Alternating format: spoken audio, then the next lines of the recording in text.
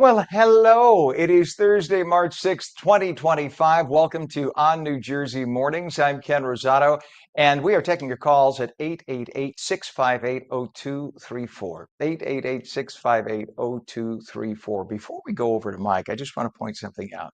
See how we have sun behind us and stuff. So this is a television background to give you the impression of mornings and bright and sunny.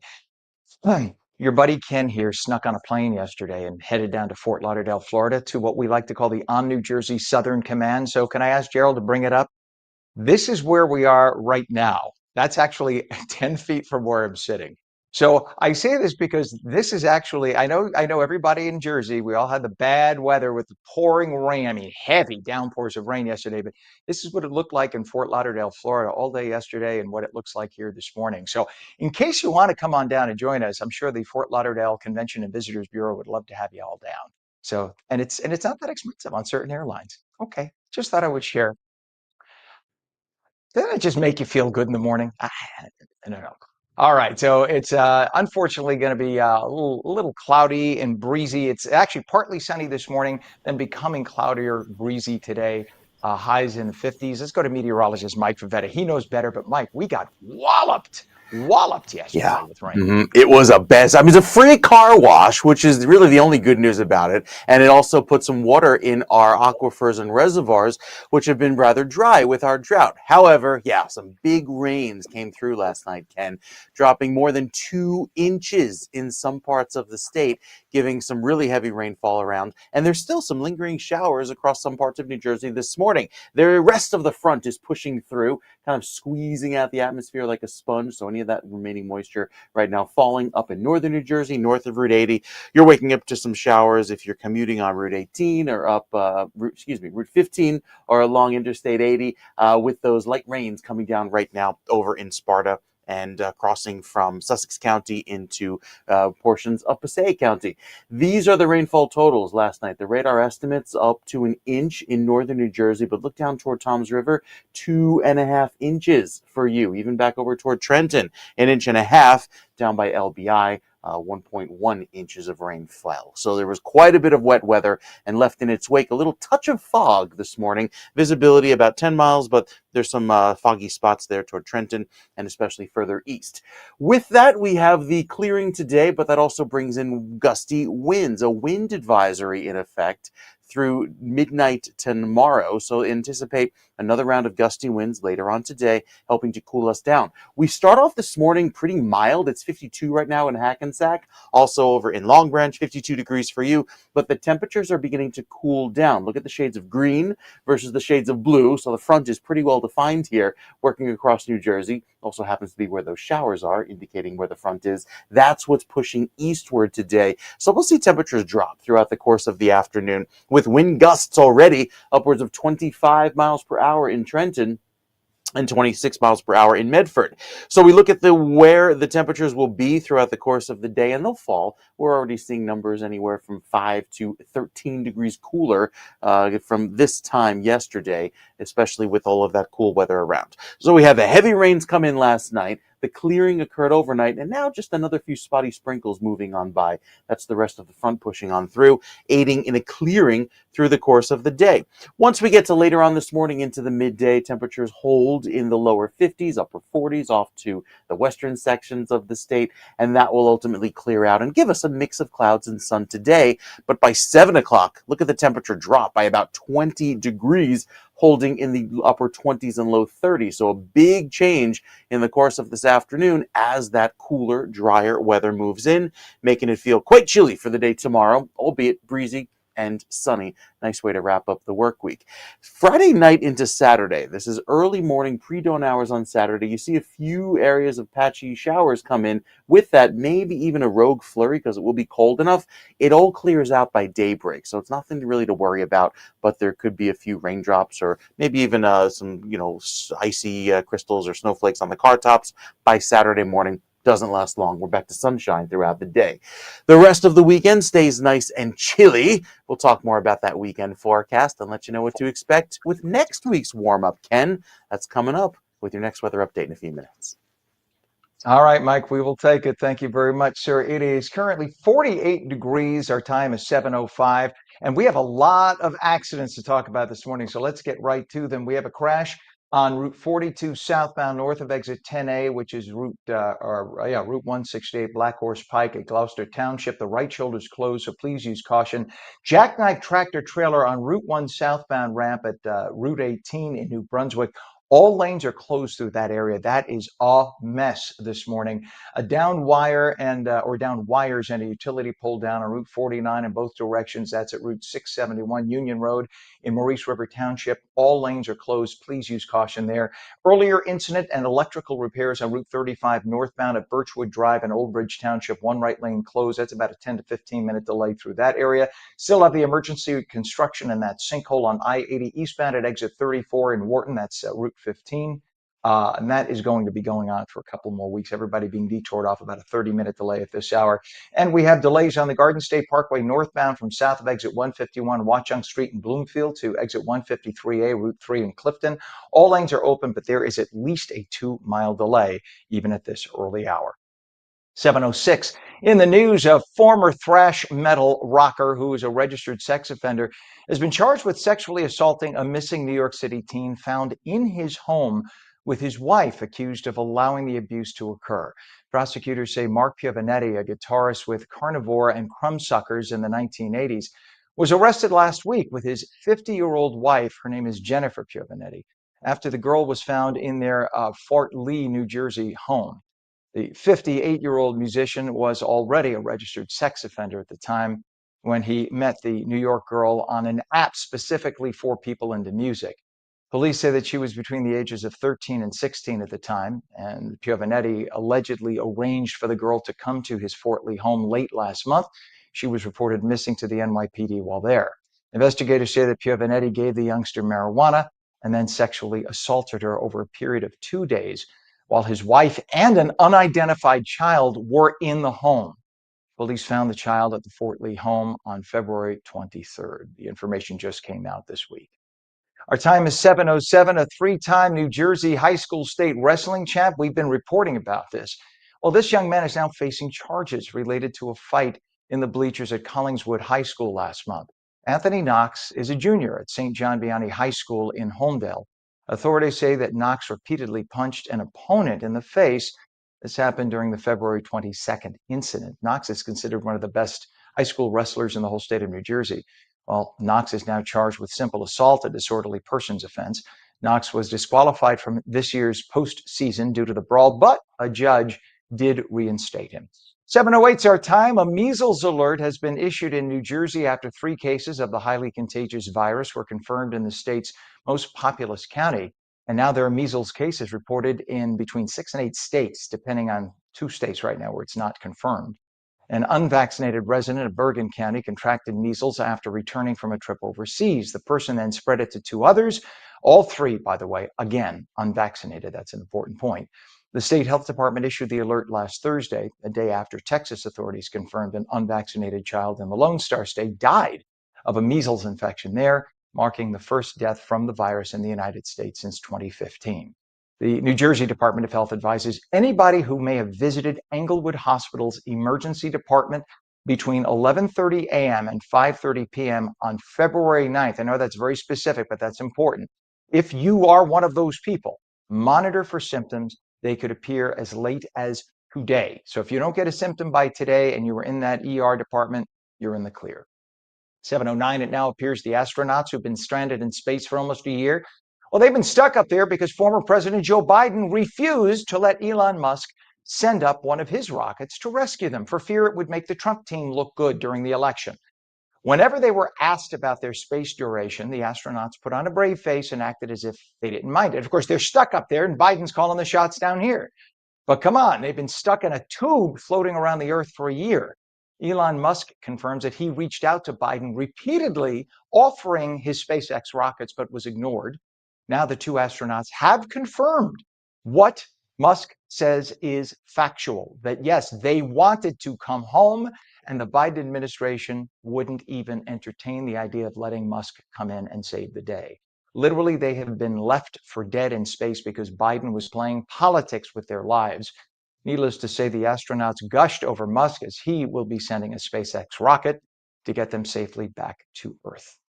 7:10 now. Riley Gaines, the former NCAA swimming champ turned advocate to save women's sports from biological males, says she may be considering running for office in the near future. The activist and former college athlete has vowed to work to defeat politicians who have voted against bans on transgender athletes from playing in girls' and women's sports. And after Monday's vote, by the way, that occurred in the Senate, that had failed to approve upholding keeping males, biological males, out of women's sports. Our time now is 7:11. We're going to take a quick break right now. When we come back, we'll have the full Garden State forecast with meteorologist Mike Favetta. You're watching on New Jersey Mornings on this Thursday morning. Don't go anywhere.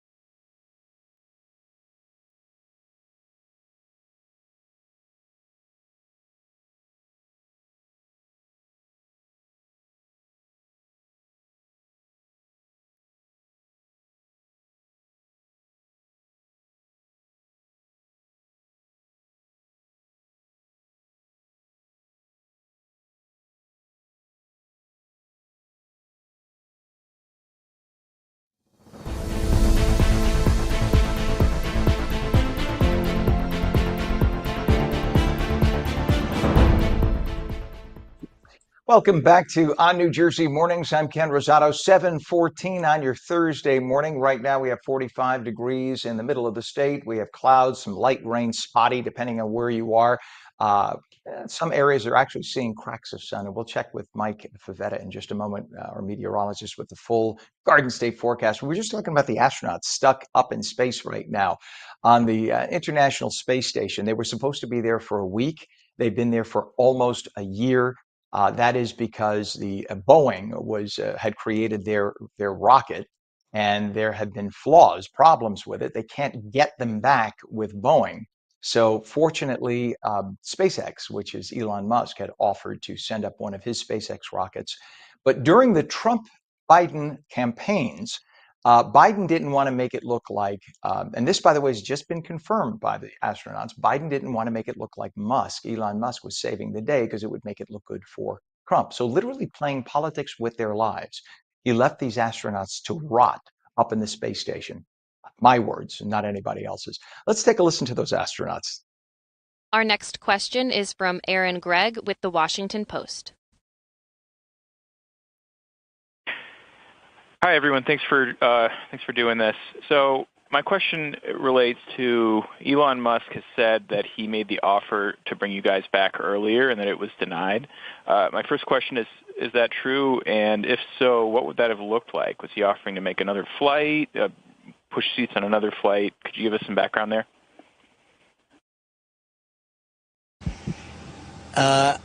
I can only say that Mr. Musk, what he says is absolutely factual. We have no information on that though whatsoever.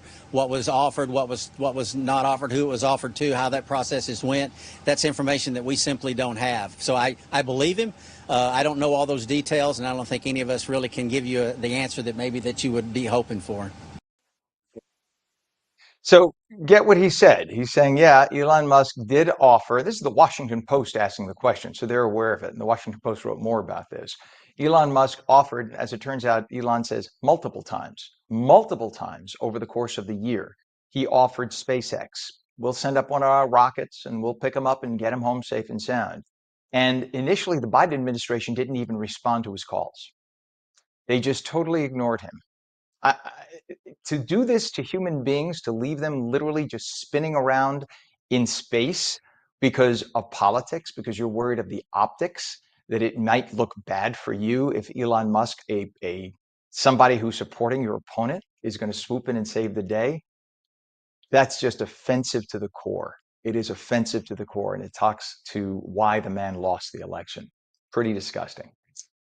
All right, 7:17 is our time right now, 45 degrees. And I'm sorry to use that as the segue point to meteorologist Mike Favetta.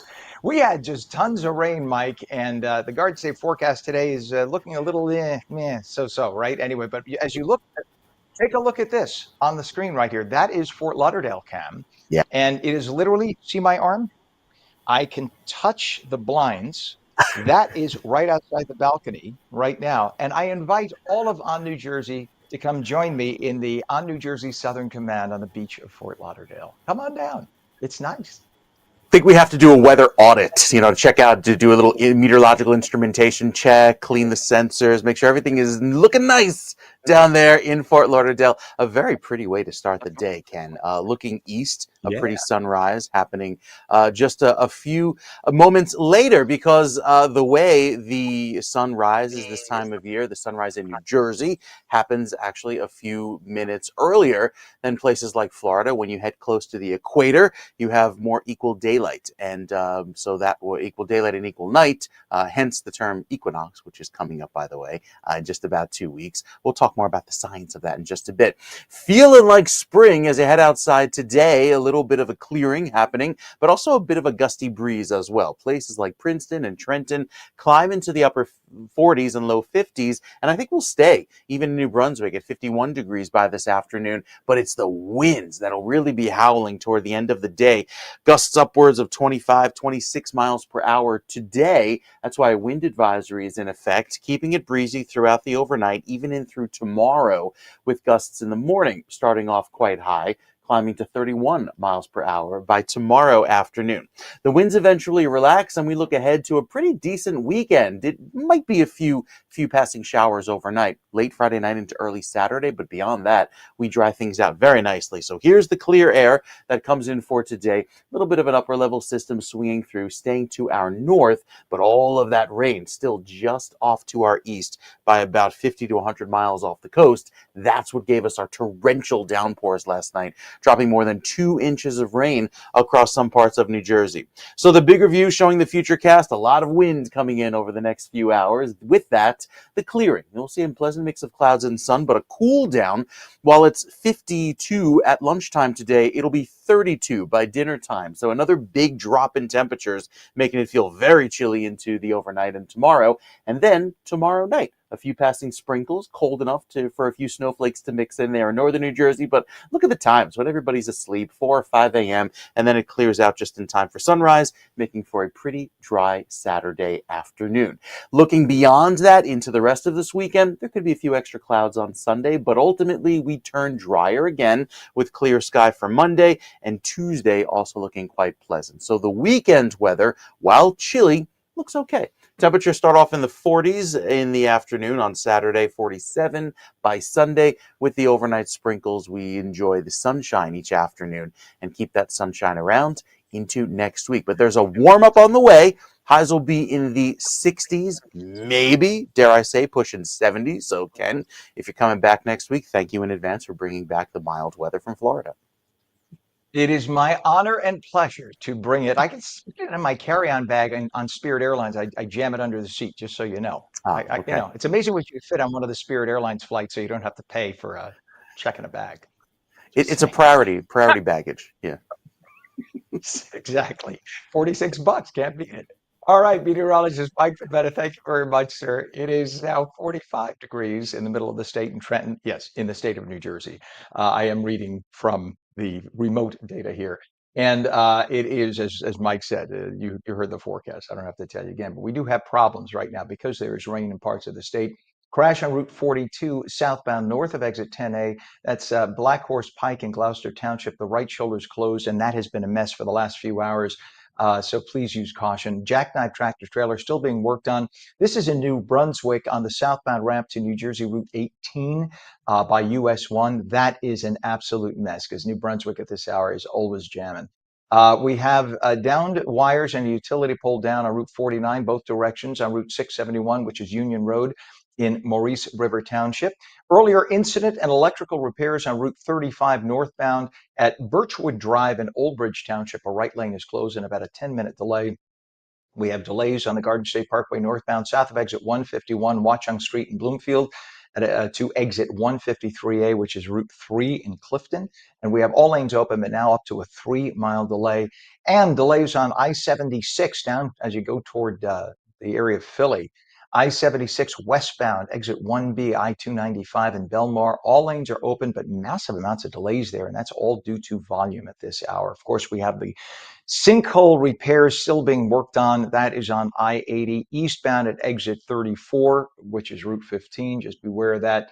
That's going to be the next few weeks, everybody being detoured off. And that's going to be around for, as I mentioned, just about 2 to 3 more weeks. They're hoping. That's the estimated time. And that's in Wharton. Everybody being detoured off, about a 30 to 40-minute delay right now as you make your way around that. It is 7:22. New Jersey Globe editor David Wildstein usually joins us about now with the latest from Trenton. But in for David today is the Globe's Washington, D.C. based reporter Joey Fox with today's Inside Edge. Good morning. It is Thursday, March 6th. Welcome to the Inside Edge. I am Joey Fox. I'm taking over for David Wildstein for the next couple of days. So I'm the Globe's DC-based reporter, which means that I am in pretty much constant conversation with New Jersey's 14 members of Congress. And I wanted to spend my next 2 days of doing the Inside Edge talking about the dynamics in Washington right now as Trump completes his first couple of months in office and as Republicans really get rolling on their legislative agenda. And today I want to focus on New Jersey's 3 Republican congressmen specifically, Jeff Van Drew, Chris Smith, and Tom Kean Jr.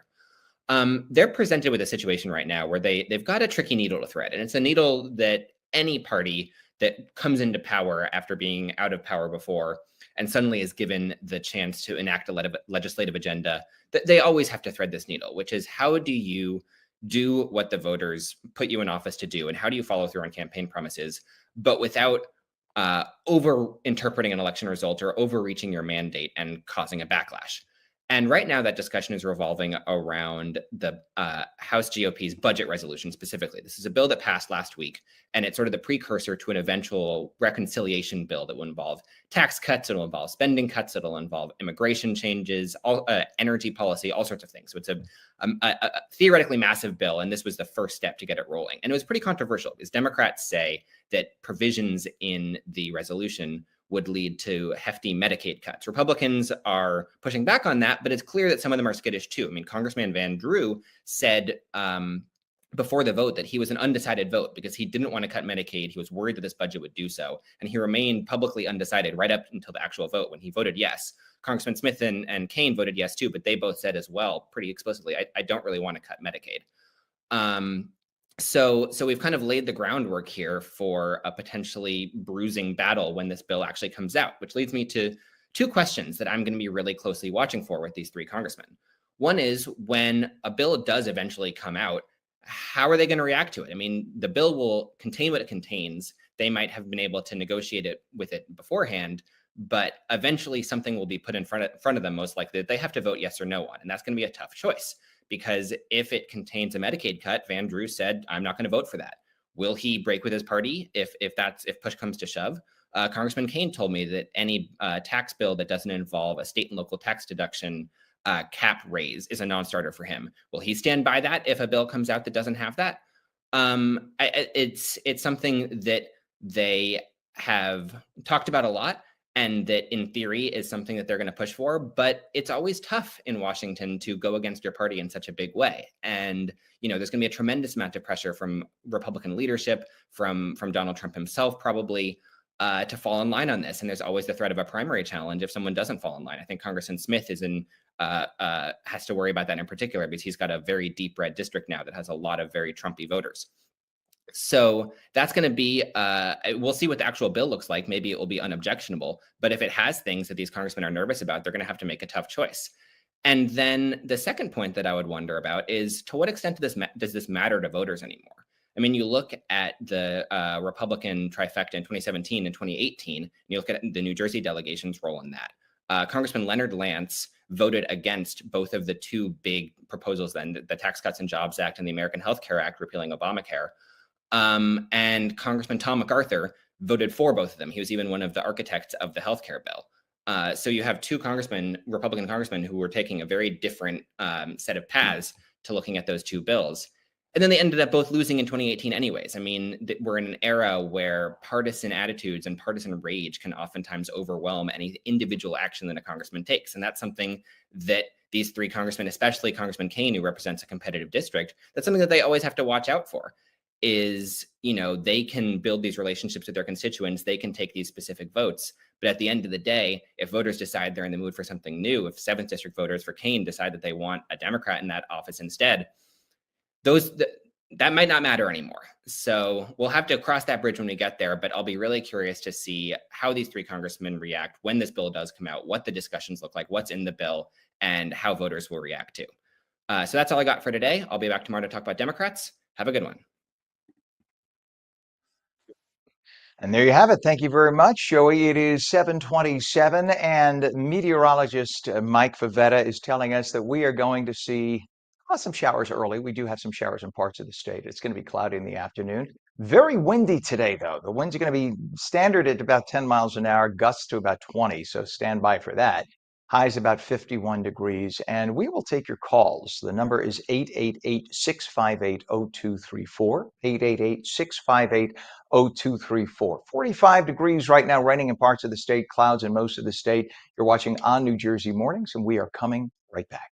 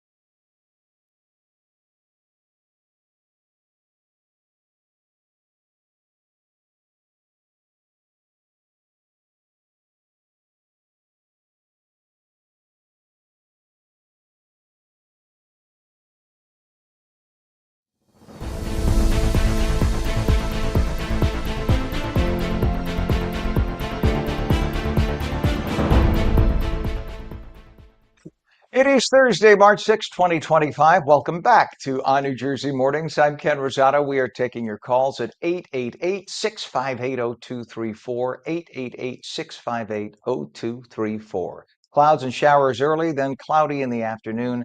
Highs about 51 degrees. Meteorologist Mike Favetta has a complete Garden State forecast for us. Good morning, Mike. Anything is better than the torrential downpours we had yesterday. And wind, it was the horizontal rain. That's never fun. Walking the dog. Yesterday, Rocco took 2 paw steps outside and was like, wait, do I really have to go out? It's like, yeah, come on, man. Let's go. It's going to be so. And I even tried to time the rain, to go out when there's a little bit of a break in the action. Now it's just pouring all throughout the evening. And now we get to enjoy a little bit of a spring feel, Ken. Your little beach camera kind of looks like a New Jersey camera today. Nice and sunny to start. Yeah, there it is. There A you go. very pretty scene. So, as we mentioned before, this is technically a Fort Lauderdale camera where Ken is this morning, but New Jersey doesn't look far from that, especially with the clearing, the Atlantic. Kind of looks the same there, except with the difference is you don't have those little Gulf Stream clouds about 3 miles offshore. So, yeah, we're going to start off our day nice and dry and sunny, in fact, with the sun returning today. Beautiful start to the day. It does turn chilly by this afternoon, and especially tomorrow. You'll feel that with those winds coming in. We stay nice and dry this weekend and warm up into the 60s next week. So your forecast this afternoon is a little bit cooler along the shore points. Again, we'll stay in the low 50s most of the morning and then see those temperatures cool off from Camden and Glassboro and down toward Millville once we get to later on this afternoon. Our high today climbing to 61 before dropping off quickly. We actually hit that earlier this morning as that warmer air moved in with the front. So there's all of the clouds and showers offshore. We saw those last night. And now this morning had a few lingering sprinkles up there towards Sussex County. They're moving off into Orange County across the state line, enjoying that clear sky and sunny weather from Monmouth Ocean and down toward Burlington and Atlantic counties this morning. So the rain chances over the next few days are low. They're quite dry, especially with some overnight showers that could be moving in. But beyond that, we stay breezy today with a very healthy level of air quality, nice and low, and we keep it dry throughout the afternoon. So any of these sprinkles that try to come in, really wait until later on tomorrow night into early Saturday morning. It's a weak front that moves on by. You see the low here. It speeds on by, in fact, and with that fast-moving system, moves out by daybreak on Saturday. So we get to enjoy a nice dry start to the weekend, clearing out and staying dry throughout the first part of Saturday and going into Sunday. It does turn cooler, though. Chilly weather. We're only in the 40s this upcoming weekend, both days, Saturday and Sunday. Monday and Tuesday sees a little bit of a warming trend, and look at that. Pushing 70 by Wednesday. It'll feel very pleasant with that dry weather persisting in through the middle of next week. And this is something you'd expect by the middle of March to get some very pleasant, mild weather in here. With that mild air, however, comes the possibility of some fog. So you could see some reduced visibility at times with the fog in spots. But even so, with the weekend weather clearing out nicely, both days, Saturday and Sunday, staying clear. And then we see a slightly cooler trend at the shore points, mid-50s on Monday and Tuesday, only climbing to 60 by Wednesday. You get that afternoon sea breeze, Ken, and unlike Florida, New Jersey in March gets that chilly breeze off of a 39 or 40 degree ocean temperature, so it feels so much colder down by the shoreline. And those are the days that meteorologists kind of chuckle when it's like 70 in Newark and people are like, oh, let's go down to the beach. And then they're freezing in their, parka because they didn't realize how cold it would be. Well, I got news for you. Well, I'm sure you know this. I don't have to tell you because of what you just said. The ocean, because the ocean lags 3, 6, 7, 8 weeks sometimes behind the air, right? So whatever the temperature was 6 weeks ago in an area, and I'm pointing to the ocean from where I'm sitting. It's not that far. I could throw a rock into it right now. That temperature, you put your toe in that ocean right now here, and I know you're going to say, "Oh, that's warm." It's like 72. Now, for New Jersey, that's considered balmy. For Florida, that's considered frigid. And when you get the breeze off the ocean where we are right now, it actually does feel cooler than air. So inside Fort Lauderdale right now, it's about 75, 76. At the shore, it's about 62, 63 because of the ocean, the difference of the ocean air and stuff. That's So sweater weather for Florida. oh, they wear parkas, especially the older folks. You'll see them all bundled up on the beach right now. So All right, Mike, thank you so much. Much appreciated, sir. And in terms of traffic, we do have a lot of traffic mess. And it is 45 degrees, by the way, right now in the middle of the state in Trenton. We have a disabled disabled vehicle, Route 42 southbound north of exit 10A. That's Black Horse Pike in Gloucester Township. This has been going on for about an hour and a half now. The right shoulder is closed. Use caution. We have a crash on 208 southbound south of Burden Avenue in Fairlawn now. One left lane is closed. Emergency construction and the sinkhole repair on I-80 eastbound exit 34 in Wharton at Route 15. All lanes are closed, everybody being detoured off. Crash on Route 3 westbound now, west of 21 in Clifton. The left lane is closed. We have a downed wire and utility pole down on Route 49, both directions on Union Road and Maurice River Township. All lanes are closed through there.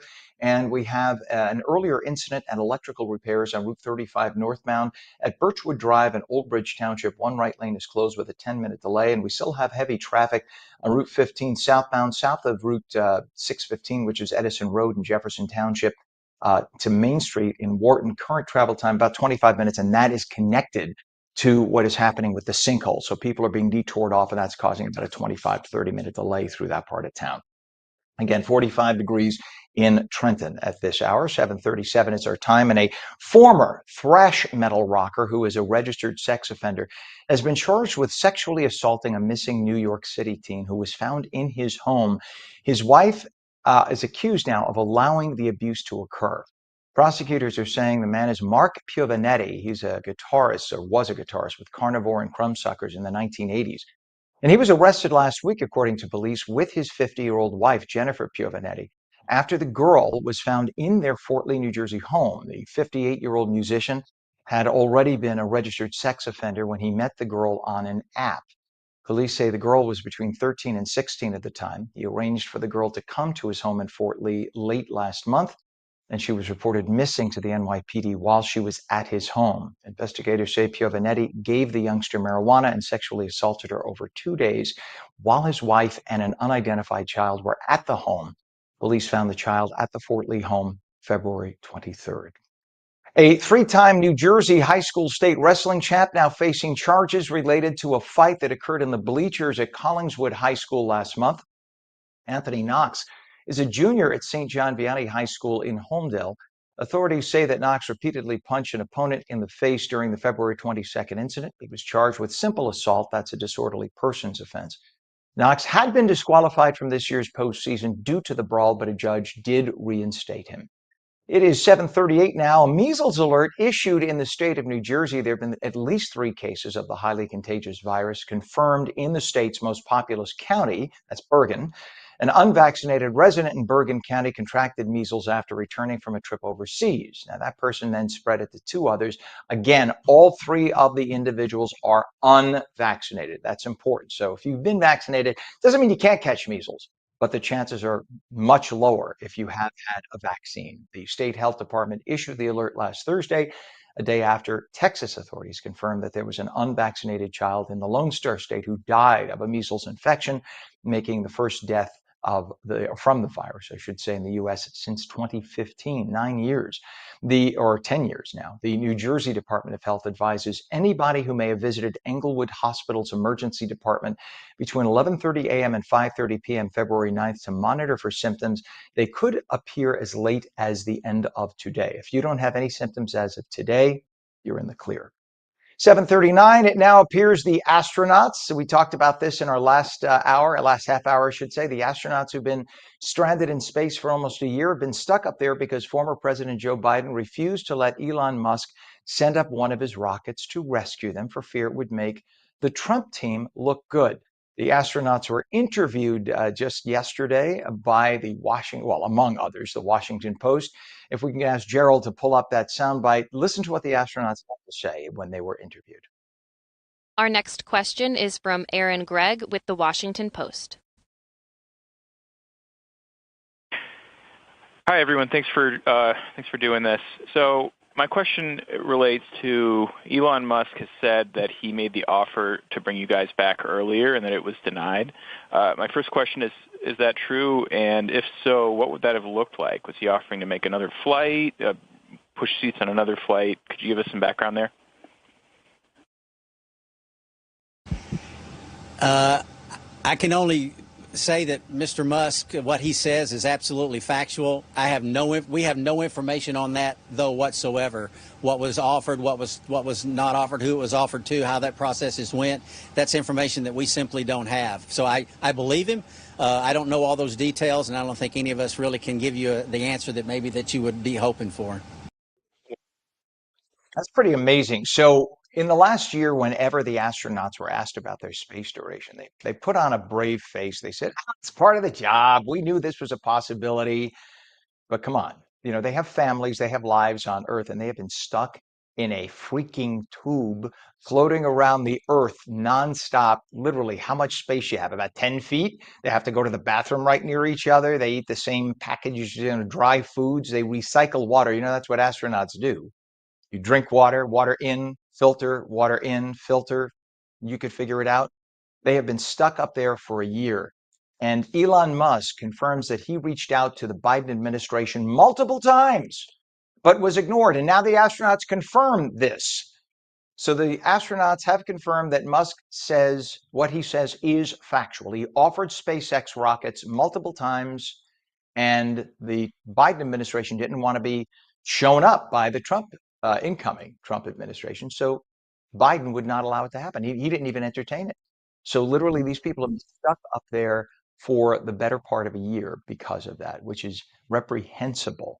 So now, fortunately, under the Trump administration, Elon Musk will be sending up a SpaceX rocket within the next month and get these folks safely back to Earth.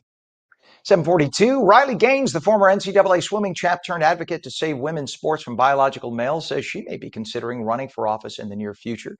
The activist and former college athlete has vowed to work to defeat politicians who have voted against bans on transgender athletes from playing in girls and women's sports. And after Monday's vote in the Senate that failed to break the Democrat filibuster against the Protection of Women and Girls in Sports Act of 2025, she now has 45 more Democrats to work to defeat. And since the end of World War II, the U.S. has been the major security force for all of the Western world, including Europe. In fact, part of the deal struck after 1945 was that countries like Germany and Japan would disarm completely because they were Axis powers fighting against the rest of the world. Well, times certainly have changed. It is 2025, and the U.S. has been shouldering the bill for the defense of most of the free world. It costs us about $1 trillion a year, your tax dollars and mine, freeing up tens of billions of dollars for all the other nations on Earth so they could give their citizens socialistic goodies like free college and free healthcare. When you hear, Canada, they have free healthcare. If you go to England, you get free healthcare.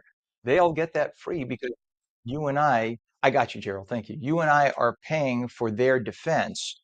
And that is the problem because you and I foot the bill for their defense. They don't have to pay much for defense. So they have all these extra tax dollars. They still tax their citizens 40%. They have all these extra tax dollars to give to their citizens for college and for free this and free that. They have everything socialized in those countries because of us. Well, times are going to be changing apparently. The European Union, they're now going to free up 840 billion euro, that's about $1 trillion in funding, to funnel into defense across their nations. It's being called Rearm Europe. And it came up after President Trump announced that he had suspended military aid to Ukraine. So maybe this is all a ploy by the Trump administration to get folks around the world to start digging in their cheap pockets and start paying their fair share. 744, it's been almost 3 weeks since the Pope entered Rome's Gemelli Hospital, and the pontiff has shown little improvement. Feni, 12 years ago, the Pope wrote a letter of resignation to be presented should he become too ill to carry on his position. Well, this past weekend, as the Pope's lungs filled with fluid, requiring them to be drained and requiring him to be placed on a ventilator, word is that several very highly placed cardinals urged the pontiff to release that letter and just resign and get well. But the Pope refused. The hospital says Pope Francis is stable this morning, but definitely nowhere near out of the woods at this point. But he is trying to do his work on and off a ventilator from his hospital bed. And at 7:45, the U.S. and Ukraine have signaled that minerals deal between the two countries is very much alive, despite continued fallout and from the contentious White House meeting that happened between President Trump and Ukrainian leader Volodymyr Zelensky last Friday. Speaking to reporters at the Capitol, Vice President Vance said that he was certain a deal was going to be reached. An olive branch was also extended by Zelensky 2 days ago in a post on the social platform X. He called the Oval Office exchange regrettable and added that Ukraine is ready to sign the deal anytime and in any convenient format. And get this, before we go to break, if you stub your toe or slam your finger in a door, you know how right away you want to curse? Well, while swearing is a near universal feature of the language, it is still considered taboo, of course, by many cultures. But something that most people don't realize is that swearing actually increases one's pain tolerance. You heard right. Researchers are trying to figure out exactly how the mechanism works, but a study shows the feeling of pain decreases when you shout out foul words upon encountering the pain. Now, the key there is foul words. They tested when people say other words like, oh, orange, oh, banana, and it doesn't seem to decrease the pain. And they have actually tested by putting probes on people's heads and whatnot to sense the amount of pain. When you shout out ostensibly a curse word, a four-letter word, as we like to call them, the pain sensation decreases significantly, possibly because our brains are trying to stop our mouths from publicly uttering the word, forcing us to change our thought process at the minute the pain comes in. Who knows? It is now 7:46. Our temperature is 55 degrees. We're pretty mild today, and meteorologist Mike Pavetta said that would be the case. We have some light rain in parts of the state this morning. Clouds will be here throughout the day, but it'll be windy. You are watching On New Jersey Mornings. You could stream us at ONNJ.com, Roku, Fire TV, News on, Samsung TV Plus, Apple TV, YouTube, Facebook, and X, and we stream live on Rumble and Twitch. Just go to twitch.tv/On New Jersey. We're back in 1 minute. Don't go away.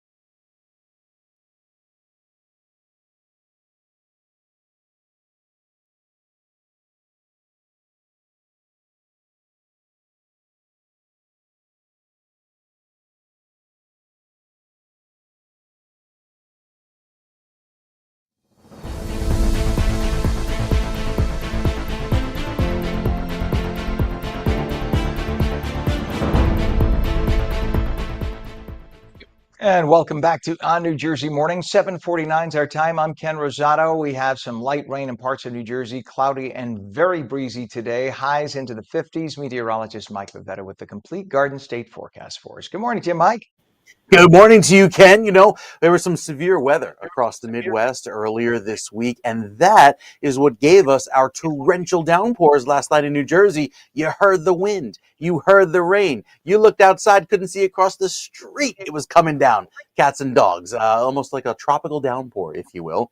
Ken knows something about that, being in Florida this morning. But yeah, you got plenty of clear sky on the way today. So a lovely spring feel, and yet there are still some flurries in the forecast for overnight tomorrow into Saturday. And the reason for that is what you see right behind me. It's a very fast-moving system because this time of year, as these systems follow the jet stream, they basically hitch a ride to that 200-mile-per-hour current of air sitting about 25 to 40,000 feet above our heads. and ride along it, allowing for a very fast moving system. So by the time we get to tomorrow, there'll be some showers off to our west, and they zip on by, giving places like central New Jersey a little bit of wet weather, and places in northern New Jersey a little fast moving clipper, maybe a little flurry or flake of snow mixed in.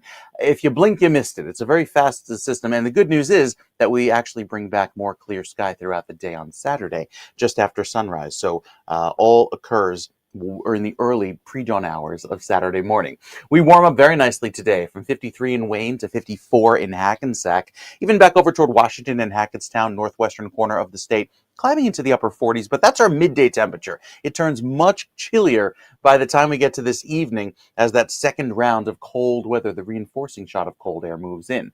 Clearing by Saturday late morning. Sunday looks good, maybe a few extra clouds and slightly cooler, but beyond that, the rain that we received yesterday helped our drought just a little bit. So you start to see a little bit of the shade of red work its way southward as most of the state picked up some decent amounts of rain.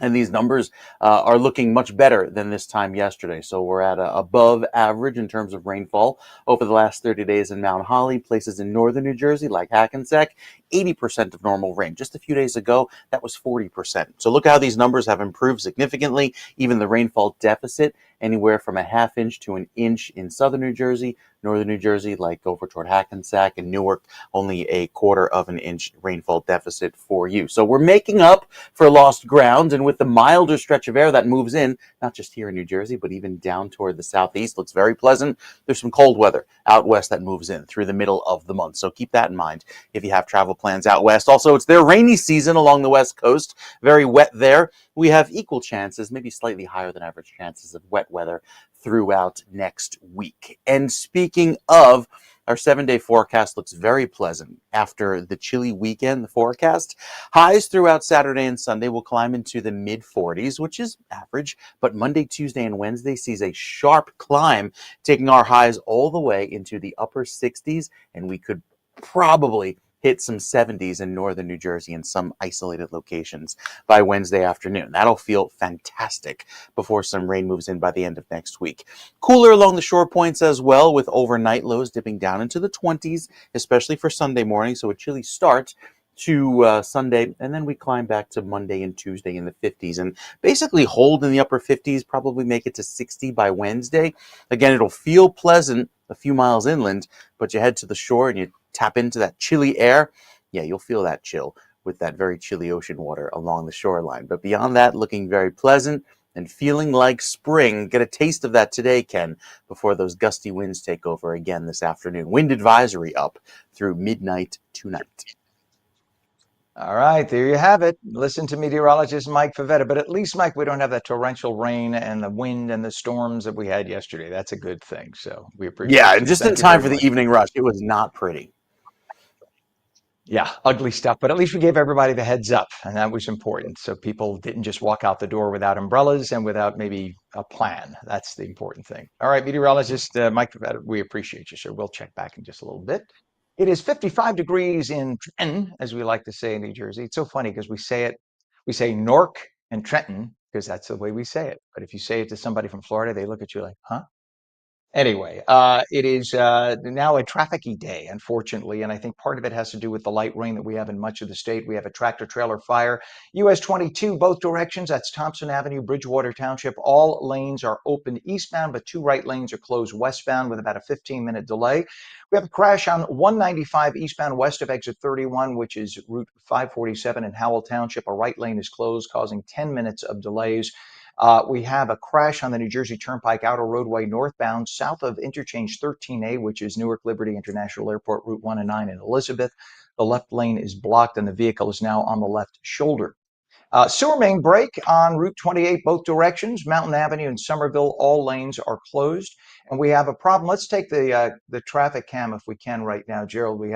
This is by the Garden State Parkway. Of course, now it's starting to move. A second ago, it was bumper to bumper, of course. But there were delays there reported. The Garden State Parkway northbound. This is south of exit 135 Central Avenue, Clark Township, north of 136. They said that there was a 2-mile delay. Apparently, that may have opened up a little bit. So that's a good thing. We like that. Of course, there's still the sinkhole to report on I-80 eastbound at exit 34. That is by Wharton, exit Route 15, rather. All lanes are closed, people being detoured off. And of course, we have some issues there. It's going to take a couple of weeks before they have that area repaired. Well, it's 7:55. History was made on the diamond as the Kean University softball team staged thrilling comebacks in both games of a doubleheader to sweep FDU Florham. Leading the charge was standout Gina Malik, who went 3 for 6 with 3 runs scored and an RBI. But the headline of the day belongs to head coach Margie Acker, who celebrated her 600th career victory with the wins. And we are joined now by Coach Acker to talk about this huge milestone. Coach, congrats. Welcome to the show. Good to have you on. Thank you. Good morning. What does it It was feel a like? crazy I mean, day. you can imagine, this is something that so few people ever achieve in their lifetime, and you have 600 career victories. That is an incredible achievement. So what was going through your mind when the final out was recorded and you realized, wow, we just hit the milestone? It was a crazy game. I mean, people that watched it was a crazy game. A lot of things happened during the game. So, my emotions were still running from that. But, you know, side note, I was home sick with the flu the day before, so I didn't even know if I would make the doubleheader. So my players were texting me, "Are you coming to the game?" So being there live and having it happen, it's just a surreal feeling. Through my mind, I was like, wow, have I been coaching that long that I have 600 victories? But it was amazing. The players, they do an amazing job celebrating. So, they made it a special day for me. Yeah, but they can only be that good because of good coaching. You have to really love your coach to give that extra effort. So that says everything about you. And your team clearly rallied in both games to pull off the sweep against FDU Florham. So what do you think sparked that resilience and determination in the players? They kept saying after the game, like, we wanted to get it done for you. We wanted to win the games for you. And of course, they want to win anyway. So, when you recruit and you bring players into your program, they become your family. And I think that we have that family mentality and we have each other's backs and we want to, do things for each other. So just seeing the excitement on their faces that they were part of the 600 career wins was, it was special to me. It was so exciting. Now, Gina had a huge day at the plate. I want to make sure we're pronouncing her name right. Is it Malik or Malik? I'm sorry. Gina Malik. Malik, because she deserves the proper pronunciation. I didn't double check. My fault. So Gina Malik had a It's okay. huge day at the plate, finishing 3 for 6. She had 3 runs scored and a ribby. How has her leadership and play been a driving force for the team? Because I know that's so important. Gina's a freshman. I start several freshmen in my lineup, and I knew coming in that we would be young and we would, play young at times, but she has really stepped up. Shortstop is a key position. She's very vocal out there. She's very passionate. If you watch her play, her energy is contagious, and she just, every game she gets a little bit better. It's just exciting for our future. Well, sweeping a doubleheader with come from behind wins has got to feel incredible heading into the rest of the season. How do you plan to build on the momentum now as you go forward? I tell them after every game and every practice, let's get 1% better every single day. And hopefully we're not having the same conversations 30 days from now. But they show up every day. They work hard. Sometimes, they have 6 a.m.s, they come to practice, they have lift afterwards, they put in the time, and I tell them eventually it's going to pay off. And we're just super excited for, this young team to see what they do come April and May. And coach, when you look back over your career, boy, doesn't it make us sound old when we say look back over our career? You're very young, so I don't mean to imply anything there at all. But what's been the key to your success as a coach? If you could talk to other young coaches coming up, how has this Kean University program evolved under your leadership? It's about the people you surround yourself with, to be honest. I know that sounds cliche and everyone says it, but having great assistant coaches, great administrators that support and give you the things that you need to build a successful program. And it's about the athletes and their families that you bring into your program. And I truly believe that has helped us get to where we are today. And if you had your players right in front of you right now, what message would you leave with them as they continue the season? Just continue putting in the hard work. Hard work does pay off. don't get frustrated. I tell them all the time, like, mistakes will happen. It's about putting in the time and the effort, and it's about effort every single day. Just show up and do the work. Well, you clearly do that. No question there. Kane University softball head coach Margie Acker. Thank you so much for joining us. We'd love to have you on again. Keep us updated on the team and all your successes. We appreciate you. Thank you very much. Have a great day. You too. Thank you. It is now 55 degrees. Our time is 8:01. Running a little late, but we had to keep the coach on. She is amazing. 600 wins. Unreal.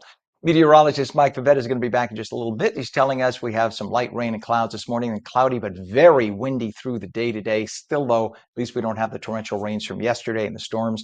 Highs in the 50s. You are watching On New Jersey Mornings, and we are coming back in a minute.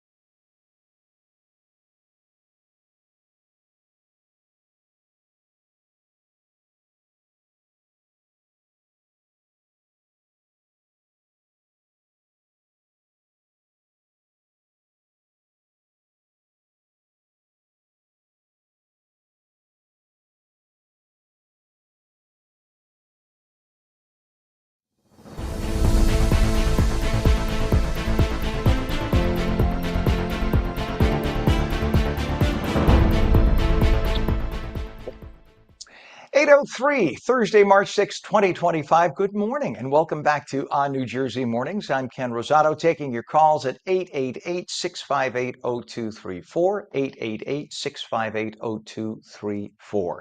Some light rain and clouds this morning, then becoming very windy today. Winds of 10 to 20 miles an hour, gusting even higher at times.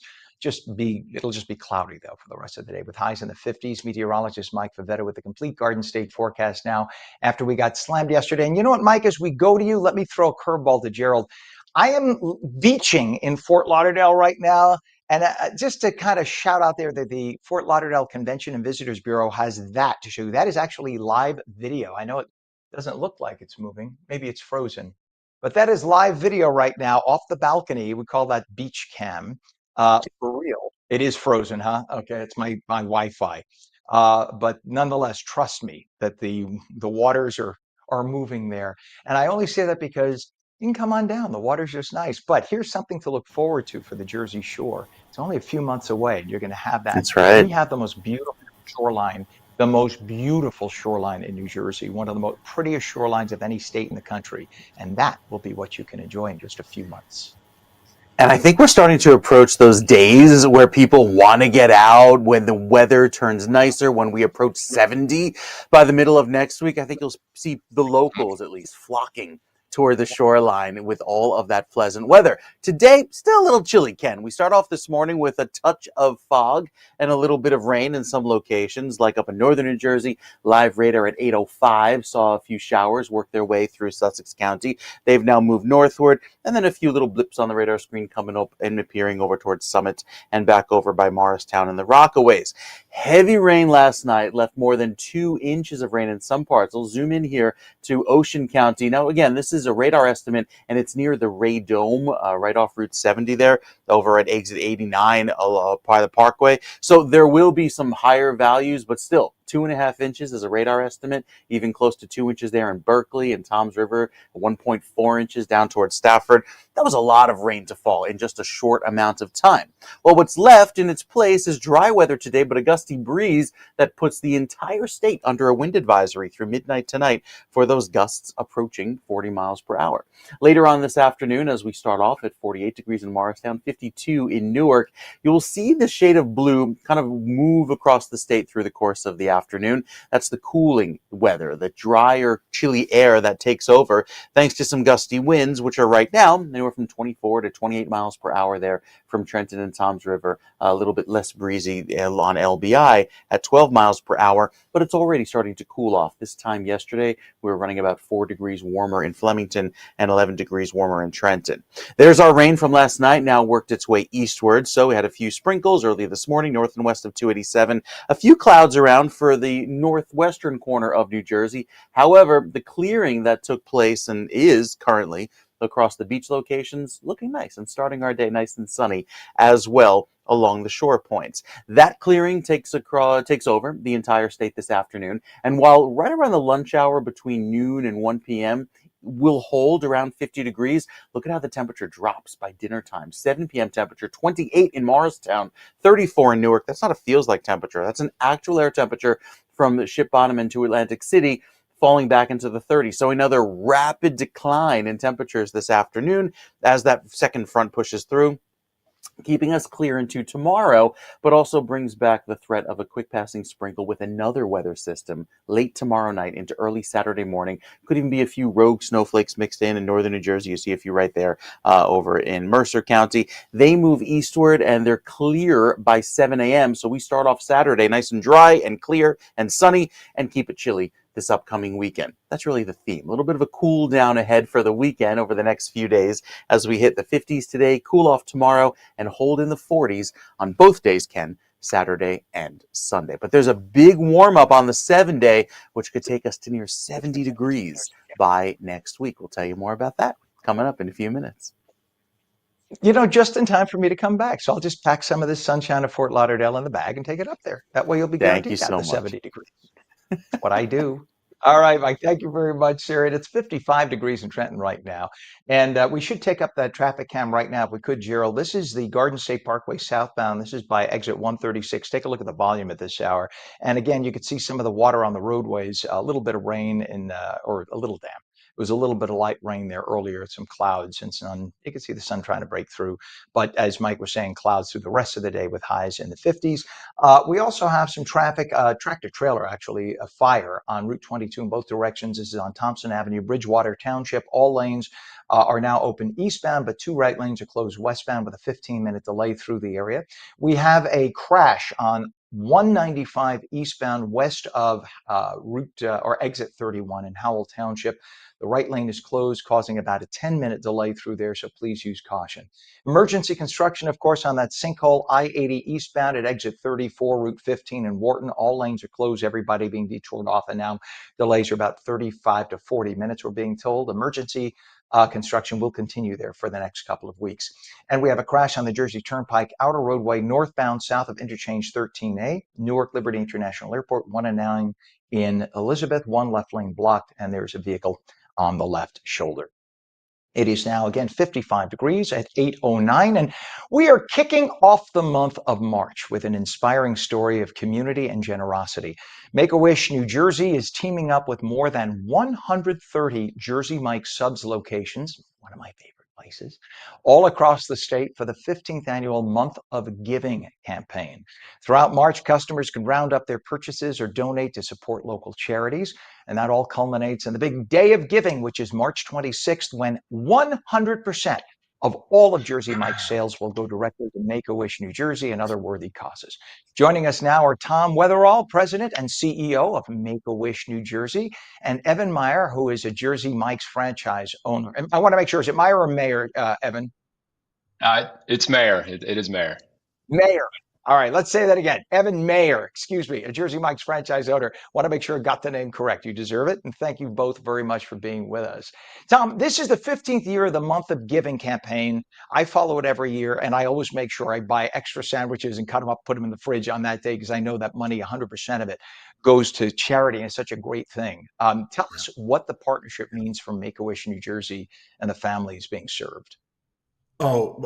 Ken, first of all, thank you for sharing your platform with us here this morning. And Evan, before I even say anything, it's to thank Evan and his fellow franchisees, Peter Cancro, and the whole team of Jersey Mike's. But as Peter would say, this is the franchisees carry the day much of the March month, actually the entire month, March month of giving.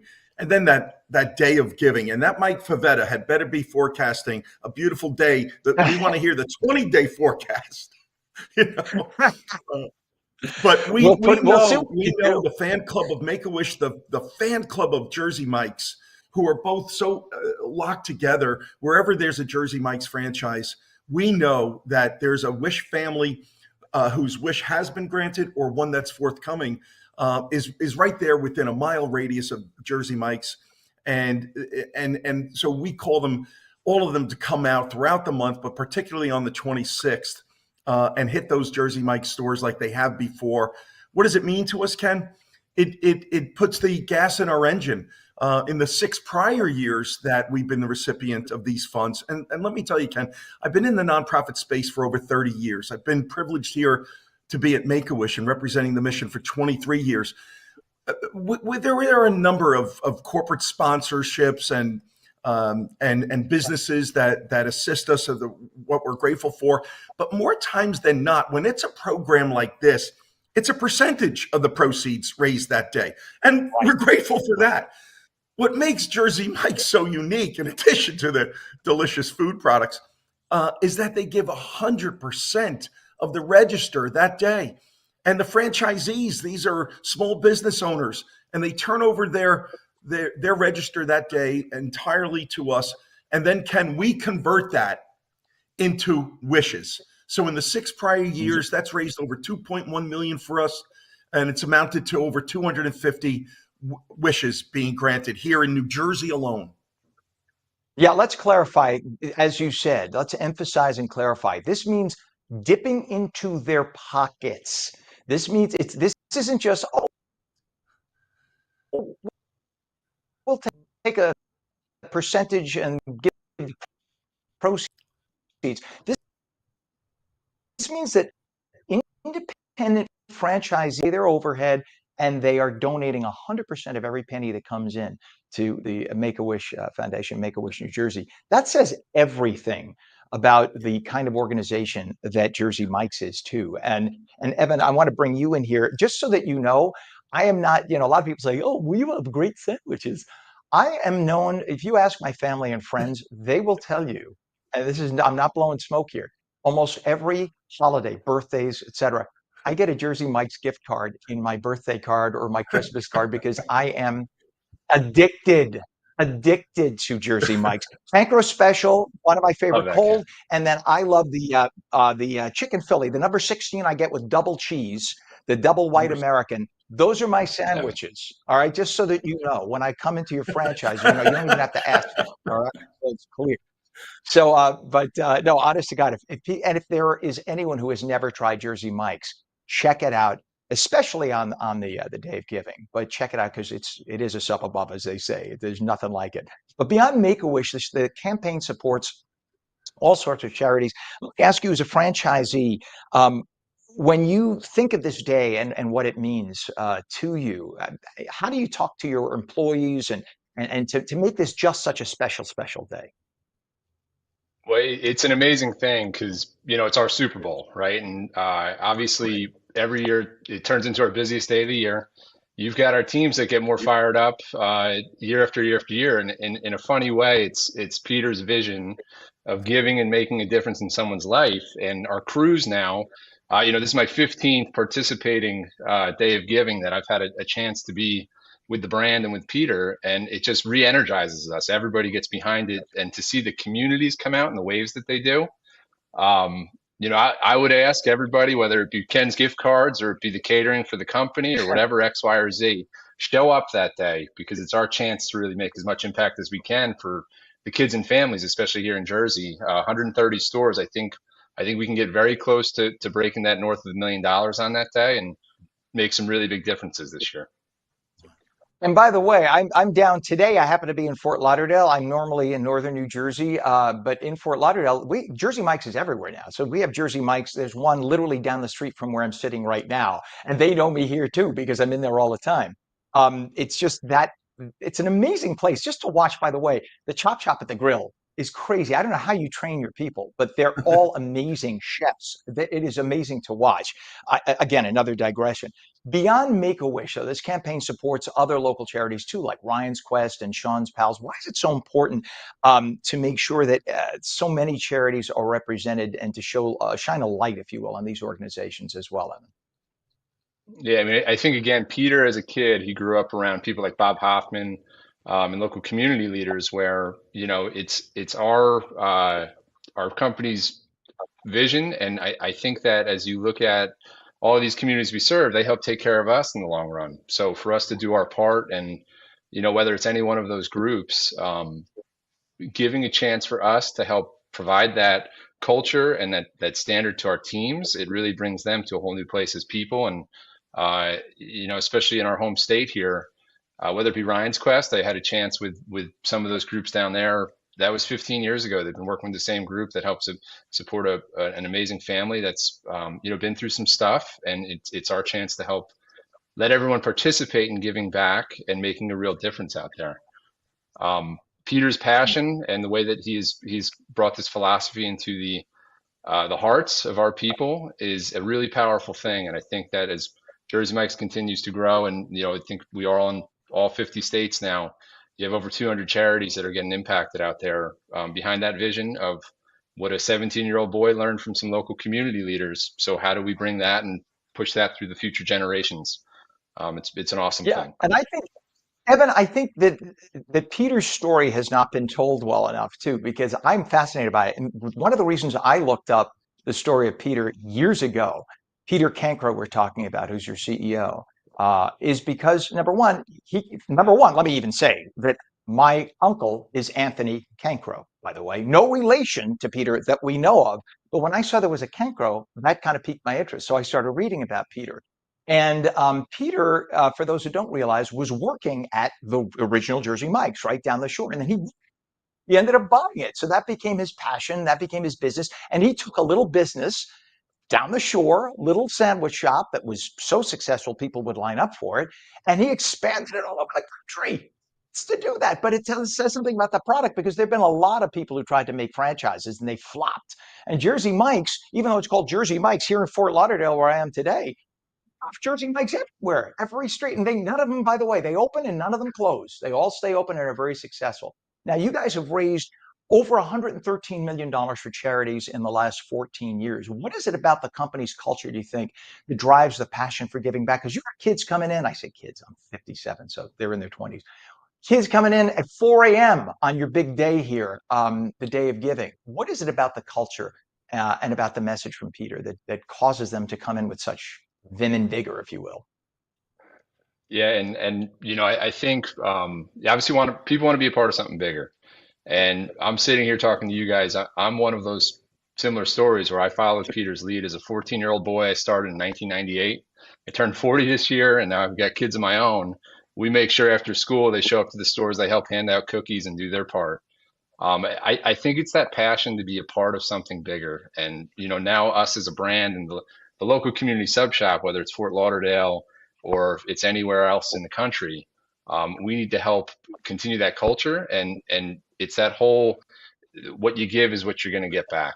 And I think with our teams, they're going to show up at 4 a.m. They're going to have some pre-booked catering. They're going to get that slicer going, crack of dawn, and they're going to all call, text, and email at 9:15 p.m. saying that was the best day I've had in a really long time, because it re-energizes your spirit, and what you see with these towns and these people who come out and who really care.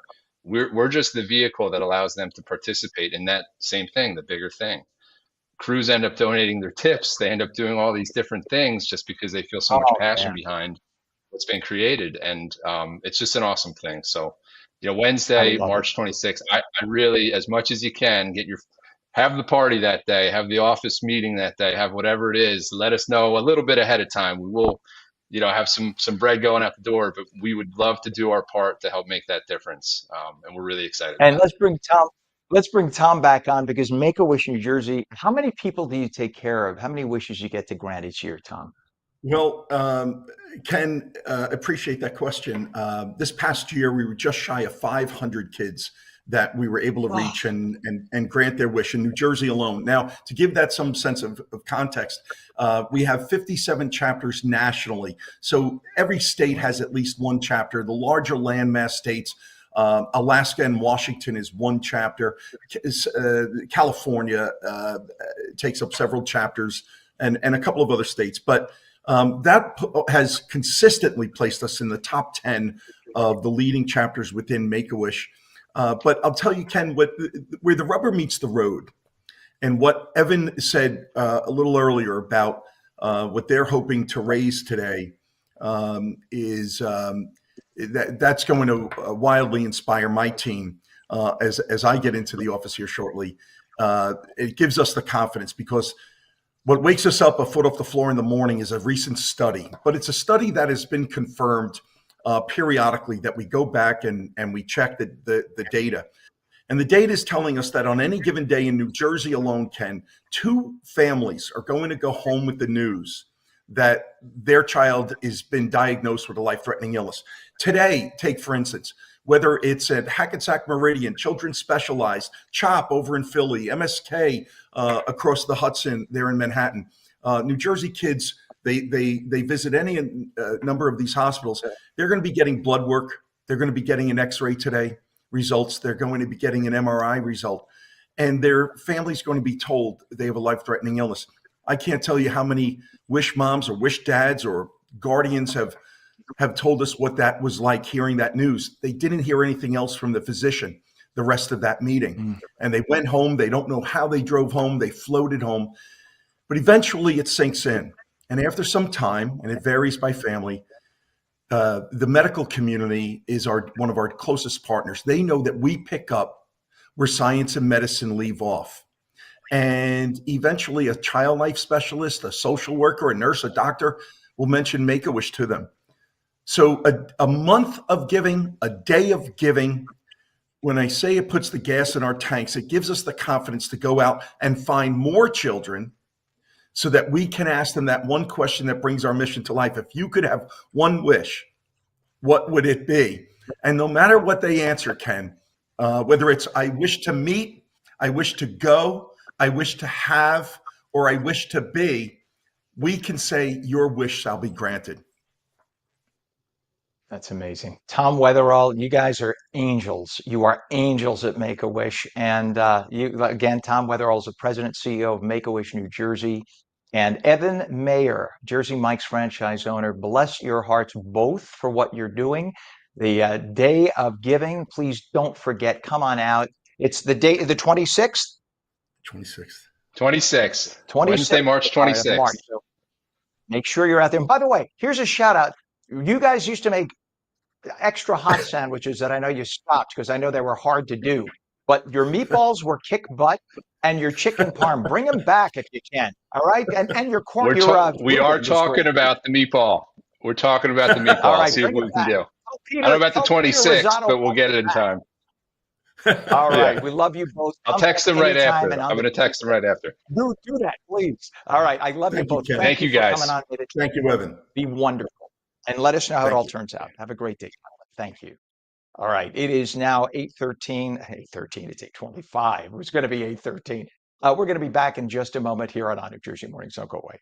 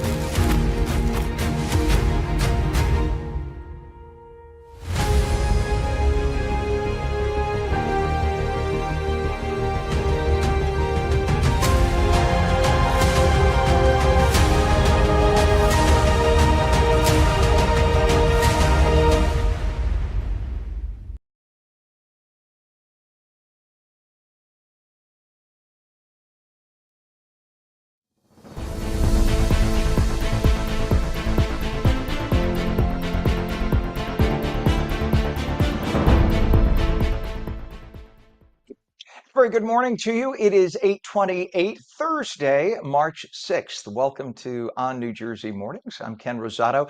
Cloudy and breezy today. It's a couple of little showers around parts of the state this morning with pockets that have sun too. It's kind of weird, but as Mike Favetta will tell us, a lot of wind today. Highs in the 50s, and here he is now, meteorologist Mike Favetta. He has the complete Garden State forecast for us. You could tell it a lot better than me, clearly, Mike, after all the torrential rains we had yesterday. Good morning to you. Well, Ken, this is the time of year, especially during March, during the change of seasons, where you get all four seasons in a matter of 12 hours. And that is basically what's happened. We had the summertime thunderstorms last night, the fog around this morning, the gusty winds that bring in a colder feel this afternoon. And of course, before that, lunchtime sunshine, you might dine al fresco. It'll feel so mild later on today. So with temperatures that are feeling quite pleasant, climbing into the low 50s, even some mid 50s in parts, there will be plenty of sun later on this afternoon. While some areas of New Jersey, specifically up north, had a few showers early on, most of New Jersey is enjoying all of that sunshine. But the gusty winds that come in this afternoon, prompting the Weather Service to issue a wind advisory through midnight tonight, really cool us down. We'll go from the mid 50s this afternoon down into the low 30s by this evening. So another big 20 or 25 degree drop in temperatures thanks to that wind. And of course, the wind chill, making it feel colder. Once we get to the weekend, it turns a little bit calmer, not as harsh, but at least we'll stay nice and dry with our afternoons looking nice and sunny this weekend. So some good news there. Some residual snowflakes left over the Great Lakes. That's the same system that's tied into all of our rain last night. So you can see how big the system was, thousands of miles wide, again, providing us with our little slice of strong thunderstorms last night. As the remainder of the day turns much colder, look at that, we're in the 30s by later on this evening. We only warm into the low 40s tomorrow, so a much cooler feel. And even though it's sunny, the clouds that return tomorrow evening bring back a few raindrops, southern New Jersey, for tomorrow night, and then maybe a rogue snowflake mixed in there with some residual showers in central New Jersey pre-dawn on Saturday. Once the sun rises on Saturday, we are clear. It's going to be chilly throughout the day, but at least the sun shines all throughout the first half of our weekend. Sunday could bring back some extra clouds, but still staying dry. With our forecast bringing back more sun on Monday, start to see a little bit of a bump in temperatures climbing back into the mid 50s, and then we'll be clear sailing into the 60s or better by the time we get to Wednesday of next week. So a little bit of a chilly start to Saturday with those early morning clouds and showers clearing by daybreak. And then for Sunday, remember, sunrise is an hour later on Sunday than it did on Saturday, thanks to us springing forward. But the sun also sets an hour later. So enjoying that pleasant feel, springing forward, daylight saving time begins Sunday morning at 2 a.m. Set your clocks accordingly. Ken, don't forget your Timex and the microwaves and ovens, because everything else does it automatically. But unless you have an old microwave like me, my microwave requires a rat on a little treadmill in order to power it, just so that you know. It's a very attractive thing in my I kitchen. thought you were going to say it By was the the way, turn dial, like from the 80s. the sundial, like on the Flintstones. Let's pop up, if we could, the Fort Lauderdale cam, the beach cam. Love to see it. I'm cheating. I'm in Fort Lauderdale. This is actually off the balcony right now. The picture's frozen because I think my Wi-Fi is hiccuping. But that is off the balcony right now, about 10 feet from where I'm sitting. And I only put this up there to give everybody dreams of the Jersey Shore, which is literally only about 10 weeks, 10, 11 weeks away from now. That's what you could be looking at a little further north from where I'm sitting right now. We have one of the most beautiful shorelines in the whole country in New Jersey.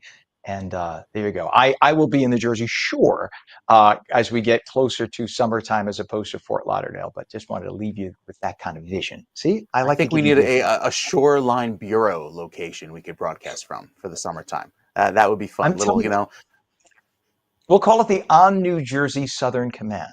That's what we're going to call it. Southern Command. Have a little piazza, little, some tables and chairs like a bistro. Sit and have an espresso with the passersby on the boardwalk. I think we got some big plans here. I could see right here, sponsored by Jersey Mike's, right there. The On New Jersey Southern Mm-hmm. Command, sponsored by Jersey Mike's. Get a Cancro special today. We'll work on that. All right, Mike, thank you so much. We're 55 degrees in Trenton right now at 8:32. We do have a little bit of traffic to tell you about. Tractor trailer fire. This is on Route 22, affecting traffic in both directions at Thompson Avenue and Bridgewater Township.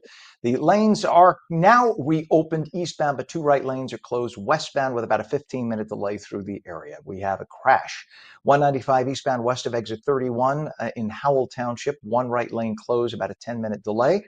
We have a crash on the Jersey Turnpike outer roadway northbound south of interchange 13A Newark Airport. That's by Route 109 and Elizabeth. A left lane is blocked with a vehicle on the left shoulder. A sewer main break, Route 28, both directions on Mountain Avenue at Somerville. All lanes are closed. And of course, we have the sinkhole being worked down still. Everybody has it memorized now. It is eastbound I-80 at exit 34, Route 15 in Wharton. That's going to be delaying people for the next couple of weeks, everybody being detoured off, about a 40-minute delay now to get around that mess. And that'll be another few weeks at least. I can't wait till the day that we can give you the date that will be taken care of. It is 8:33 right now, and we are spotlighting a transformative project in Brick Township.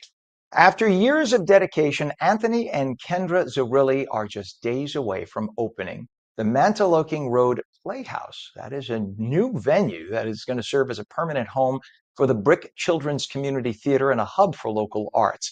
From a dilapidated boatyard to a state-of-the-art theater, this family's vision is bringing live performance to the heart of the community. Anthony and Kendra, thank you for joining us this morning. Good morning to you. Good morning. I love it. I see it back there. That's exciting to see you in the spot. First of all, congratulations on reaching this exciting moment. Take us back to the very beginning. What inspired you to take on the ambitious project, and a big one it was, of creating the Mantaloking Road Playhouse? So I've told this story probably a gazillion times, but one of our daughters, when she was very, very little, after her very first dance recital, walked out and we said to us, "How was it performing on the big stage?" And she said, "Mom, Dad, it was great, but now I need to be in a real performance." And it was kind of her way of saying, I know there's something bigger for me than just dance, that I want to be in a real show. And we knew exactly what she meant. And a year or two later, we saw auditions for Brick Children's Community Theater. They were doing The Wizard of Oz. And I said, you know what? Let me take her and see how she does. I didn't tell her it was an audition. We just showed up. And long story short, she was cast in the show. And it was, just where we were meant to be ever since then. Thereafter, our second daughter got involved. And it's just been a family affair and just an organization that we really care a lot about. And when the pandemic hit, we were, as all theaters, we were shut down. We were using borrowed space in other theaters and other venues. And when the pandemic was over, the theater that we had been using just wasn't ready for a reentry for us. And so we were kind of really moving around and just really realizing that how much having our own space would make such a difference in terms of our operations. And my husband and I we're in building, that's what we do, and we would drive around town, and every time we saw another building get sold, we would say that would have been a great spot, or that would have been a great spot. And one day, probably 50 yards from our main business, a for sale sign went up in front of a dilapidated boatyard, and we looked at each other and said, let's do it, let's take a chance. Yep, absolutely. That is So so here exciting. we And, are and I made a mistake by saying you're days away. It's today. Today's your opening, right? today. Yes, opening night is tonight. First show First tonight. show, It's going to be That frozen. what time? What time? 7 o'clock. We have 6 performances this weekend, all sold out. That's awesome. What is the capacity of the Yeah. theater? Yes. 120 seats. Yeah, So that's it's a been small theater in terms of seating wise, but it brings all of the big theater vibe. I mean, we have state of the art everything here. We have a 16-foot high, 40-foot wide projection screen, all LED lighting, brand new sound. You could see us sitting in, traditional theater seats. It really is unbelievable. It's a magical thing. There's something to be said, working in television for 40 years, there's something about the magic of walking into a studio because of the complexity and the setup. And I'm sure it's the same in theater because, I mean, think about what it is. It's a setup. You have human beings will sit here. There are designated Yeah. seats. There are lights to create, right? Yep. You have lighting to create the magic. You have a stage, Yep. and on the stage, there's a wall, if you will, not a real wall, but a visionary wall of magic. And when the actors Yep. come onto that stage, they are not communicating as regular people, but as mythical figures, if you will. So there's something magical, and it dates back thousands of years. That's the amazing thing. Yes. People have been doing this since before Roman times. It's just amazing. Yep. So now you've been deeply. See, I take it very deep. I'm sorry.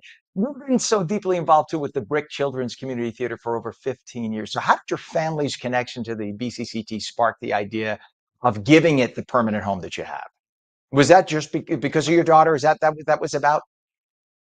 Well, I mean, that's how we got involved with the organization. I can't tell you how many times if I had, a dollar for every time a family member said, "Oh, if I won the lottery, you know, wouldn't it be nice to have a theater? Wouldn't it be nice to have our own space?" Brick Children's Community Theater has been around for 33 years. So they're not Wow. new. They're community. They are a premier theater company. Our kids come from all over Ocean and Monmouth and counties to audition.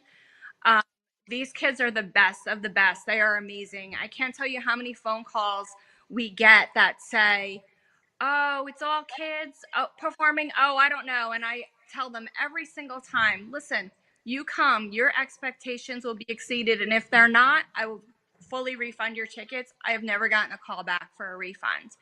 That's And, awesome. we started out in the schools in town and using school venues. And, when I first took over as president of the organization about 12 years ago, I said, you know what, it's great. Everybody comes to our shows and they leave and their expectations are completely exceeded.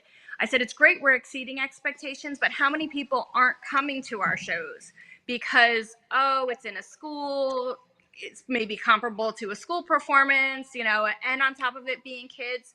So that's when we took the first step to move into a professional theater space. But still, not being in our own space comes with a lot of challenges. It comes with, we're lugging all of our costumes, our props, all of our equipment. It's back and forth for our kids. There's scheduling hurdles. We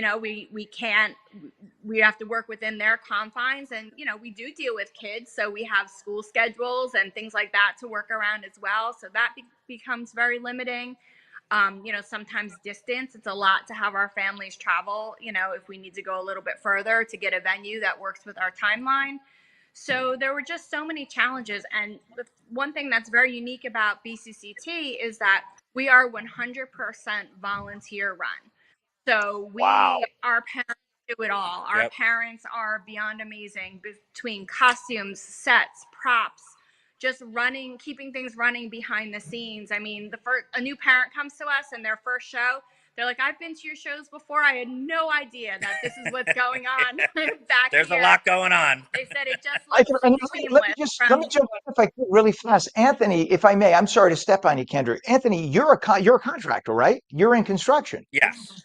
Yes. So when you and Kendra first started talking about this, did you have the same vision? What was it like? Because being a contractor, I know a lot of times you get the blueprint and you just build. Yeah. But I'm sure because this is more of a passion project for the two of you, right? So talk about that. And what were some of the challenges along the way with the construction? So when we found the building, you walked in and it had 12-foot ceilings, and the room was about 40 feet wide and about 55, 60 feet deep. The main room where the theater is now. So my wife and I were going over different designs, and we said, okay, this will work. We can make it really nice. Well, lo and behold, the building had a basement. So we were talking about it and said, it was probably a week after we were under contract and we started designing it, thinking about it. And we went, well, what about if we took the floor out and we made the stage in the back of the building and we had stadium seating and we worked from the back to the front. Well, what happened was it allowed us to have 20-foot ceilings over the stage. It allowed us more seating. The seats, there's not a bad seat in the entire place. Every level, and I don't know if you could see this a little bit behind us, every level is 14 inches higher than the seat in front of you. So anybody could wear a Texas hat and you could still see over them and have a good vision of the show. So we went back and forth over designing this.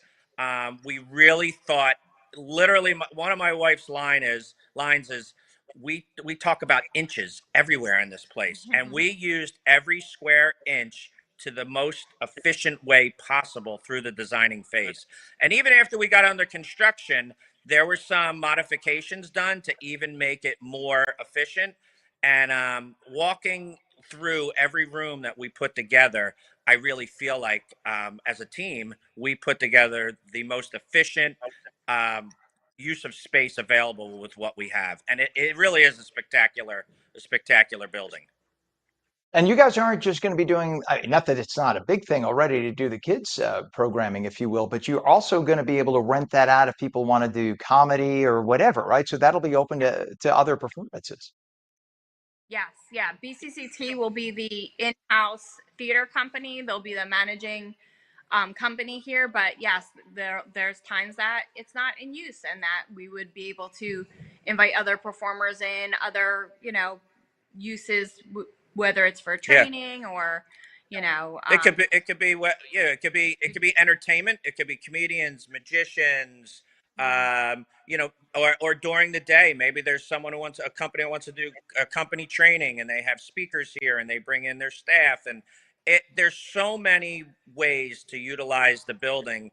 And when we were planning it, like I was saying before, when we were planning how the building was going to be used, at first we were setting it up exclusively just for live theater. But then as we went into it, and we were actually getting interest by people of these type of organizations we were just mentioning, we started adding on to the technology in here, and it is absolutely amazing. The sound system, the lights, the all every aspect of the audio video of this space is absolutely fantastic.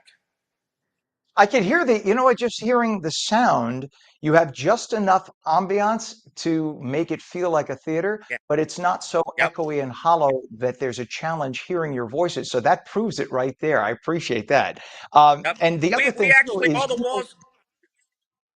go I'm ahead. sorry. I was going to say all the walls as we were building, we insulated with soundproof insulation and soundproof sheetrock in order to make what was a block building, which was very echoey, into something that you don't hear. You didn't hear that, and the sound in this room became fantastic. You have to do that. We do that in television too for studios. You have to Yes. have the ceiling, the floor, especially those two. And it's funny you say that because there's so many restaurants today. Years ago, all the restaurants, formal restaurants, had carpeting, and then you realize, ooh, carpeting with food, that's dust and dirt, and people walk on it. And you don't want that. Yeah. So they did away with the carpeting. But when they did away with the carpeting, every restaurant you go into, because the echo, it's too loud. So now they're Yes. putting the soundproofing in the ceilings. You have to do that to compensate, but clearly you know what you're doing. And again, Yep. give them a website. How do people get on the website to if they want to get tickets? So they can go to manalokingroadplayhouse.com, and there's a button there that says now playing, and that will give them access to tickets to everything going on here right now. And you're sold out through this weekend, which makes my heart We just are, gush. I'm so happy. I'm so happy for you. I hope you guys are sold out every weekend because I love a passion project like this. And by the way, there's no congestion pricing if you want to drive to the Manaloking Road. No, So there's you can not. park there and you got free parking and no congestion pricing. These are good things. The Manaloking Road Absolutely. Playhouse opens today. Best of luck, Anthony and Kendra Zerilli. I hope it just is there as a neighborhood staple, a regional staple for many years to come. Thank you for joining us this morning. Thank you so much for your thank time. You you. have a great day. You Bye as bye well, now. both of you. Thank you. Take care. What is an exciting thing to have. That's nice. New Jersey, home to great theater too, great performances and great local people who make it happen. That's a big risk they took, and it's nice to see that it's already starting to pay off. 55 degrees at 8:47. We have light rain and clouds this morning, and then just cloudy through the rest of the day. Highs in the 50s. Meteorologist Mike Favetta comes back in just a moment. The complete Garden State Parkway. You like that? It's in the brain. Garden State forecast. You are watching on New Jersey Mornings. You could stream us at ONNJ.com, Roku, Fire TV, News On, Samsung TV Plus, Apple TV, YouTube, Facebook, and X. And we stream live on Rumble and Twitch as well. Just go to twitch.tv/on New Jersey. We are back in a minute.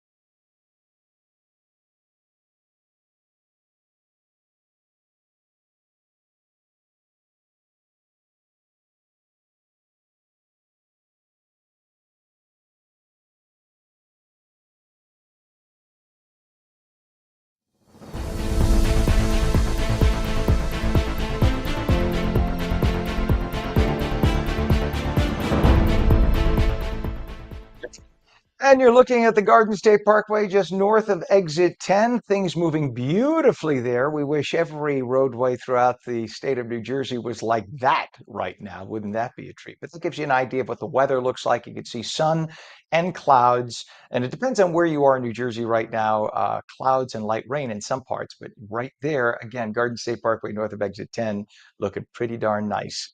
on your Thursday morning. And welcome back to On New Jersey Mornings. I'm Ken Rosato. It is Thursday, March 6th. It is 55 degrees now at 8:49. Meteorologist Mike Pavetta again saying light rain and clouds in some parts of New Jersey this morning, and then just becoming cloudy. Very breezy today, though, with highs in the 50s. Here's Mike now with a detailed Garden State forecast. Good morning, Mike. Hey, Ken, good morning. Ken, we have an update for you because last time we gave you a Garden State Parkway forecast, the toll was 190. Now it went up to 220, just like that. 220 And they're going to in just a start matter having of weeks. congestion pricing too. Yes. Yeah, all those things. So if you get your Easy Pass bill and wonder, hey, did they really start charging for the weather forecasts? No, we don't There you collect a go. cent. Sorry. No. Well, if you get nickel and dime today, we had pea-sized hail in some parts of the state last night as those downpours came through. A lot of that melted by the time it reached the ground. That's why the rain was so heavy, with the nearly 2 inches of rain that fell in most parts. A few areas of Tom's River actually picked up more than 2 inches of rainfall. Now we enjoyed the sunshine today. So the big puddles left over today with those gusty winds and cooler conditions by this evening will feel quite pleasant with the dry weekend that's ahead. And then we have 60s on the way once we get into next week. South Jersey today sees a little touch of fog early on, thanks to that cooler breeze coming in off of a chilly ocean, meeting the milder air a little further west, like Egg Harbor City and Hamilton, climbing into the low 50s today. As far as the high, well, we reach 61 degrees just after midnight, so it's the slow fall down into cooler territory that'll bring our temperatures back into the 40s by the time we get to this evening, and then 30s around dinner time. So some pretty chilly weather. There are those showers that Ken was talking about, mostly northern New Jersey, north and west of 287 that occurred. They have now moved on north, and then the sun that's taking over right down the parkway of that camera you saw, looking very pleasant with a clear sky forecast for today. Again, a pleasant mix of clouds and sun, but very gusty as those winds pick up. Low chances of rain, just a few spotty sprinkles, I think, late tomorrow night into early Saturday morning, but they clear out by daybreak on Sunday, so looking good. Even air quality, nice and good. The lower it is, the better the number. And so with our pleasant weather forecast for the next several days, we keep it clear going into tomorrow with the sunshine back. Here's that little passing sprinkle overnight. It's along a warm front in a system that really zips on by. It's gone by 7 a.m. So we're back to a nice dry and clear Saturday. Could be a few clouds by Sunday, but we're back to the sun on Monday. The 7-day forecast has plenty of clear sky around going into the weekend with lots of sun on Saturday and Sunday. Average highs should be in the mid-40s, and that's where we'll sit in northern New Jersey. But look at how we add several degrees each and every day, Monday, Tuesday, and Wednesday, climbing to near 70 by Wednesday. It'll feel very pleasant with that mild stretch of air taking us into the middle of the week. That early morning fog should lift by this afternoon in South Jersey and the shore points, and it's a little bit cooler each overnight as well as the afternoons, only making it to 60, but still 60s, very pleasant with that nice sunny, dry weather for a good portion of next week. So we had a pretty cloudy, gray day for most of the day yesterday, came in with the torrential rains. Yesterday was a pretty ugly looking day all in all. But today we start the trend on a nice, dry stretch of weather with lots of sun that takes us into the middle of next week, culminating in those highs that'll be up around 70. It'll feel really nice just a few days from now. All right, here I'm going to throw a curveball to Gerald, who's directing today. Gerald, let's show Fort Lauderdale cam. This will give everybody what 70s will feel like, because it's 72 here right now. That's off the balcony of Look at Fort that. Lauderdale where I am today. But don't forget, New Jersey, 10 weeks from now, you're going to have the beautiful Jersey Shore, and it's going to be just like we have the most beautiful shoreline anywhere. I'll put it up against Fort Lauderdale any day of the week. All right, thank you very much to you, Mike, and thank you, Gerald, for bringing up the cam. Unfortunately, it's frozen right now, but temperature isn't frozen, that's for sure. All right. Thank you very much, Mike. We'll catch you again tomorrow. Have a great one. See ya. All right, my friend, you bet. It is 50, no, it's actually 45 degrees in Trenton right now. Let's bring up the New Jersey Turnpike. We do have an accident right now. You could see on the shoulder that crash on the left side of your screen. That's off to the right side of the roadway. And this is causing some problems. This is the inner roadway northbound, north of interchange 13A, Newark Airport in Elizabeth. All lanes are open, but as you can see, they have the vehicles on the right shoulder. And of course, the rubbernecking delays. The damage is done, as they like to say, and that's causing delays for a couple of miles. miles. It's still moving, but about 15 to 20 miles an hour is our speed. We also have a down tree now, Route 18 southbound ramp to exit 8, Route 33 in Neptune Township, all lanes open, partial ramp closure, about a 10-minute delay through that area. We have a down tree on Route 29 northbound south of Kingswood Station, Barbertown Road in Kingswood Township, all lanes closed. This is because of all the severe weather we had last night, by the way, yesterday and last night. Disabled vehicle on 495 eastbound exit ramp east of the Jersey Turnpike in North Bergen. The right lane is blocked, and we have a crash on 295 northbound north of 28, which is Black Horse Pike and Haddon Heights, a right lane and shoulder closed. Use caution. Crash vehicle fire also on I-78 westbound west of exit 33, which is Liberty Corner Road in Bernards Township, one left lane closed with 15-minute delays. And still have the emergency construction on I-80 eastbound right by exit 34, which is Route 15 in Wharton, all lanes closed, people being detoured, about a 40-minute delay as you go around that mess, and that'll be in place for another couple of weeks. It is 8:55. How did President Trump do with his address to the joint session of Congress and the nation Tuesday night? Well, apparently really well. A CBS News poll shows a huge majority of Americans, 76%, liked what they heard from the president. Most speech viewers describe the president as, quote, presidential, that's good, inspiring, and more unifying than divisive. A major majority also called it entertaining and said that Trump talked a lot about issues about which they cared. 8:55, the U.S. and Ukraine have signaled that the minerals deal between the two countries still very much alive, despite continued fallout from the contentious White House meeting between President Trump and Ukrainian leader Volodymyr Zelensky last week. Speaking to reporters at the Capitol, Vice President Vance said that he was certain a deal could be reached soon. An olive branch also extended by Zelensky in a post on X. He called the Oval Office exchange regrettable and added that Ukraine is ready to sign the deal at any time and in any convenient format.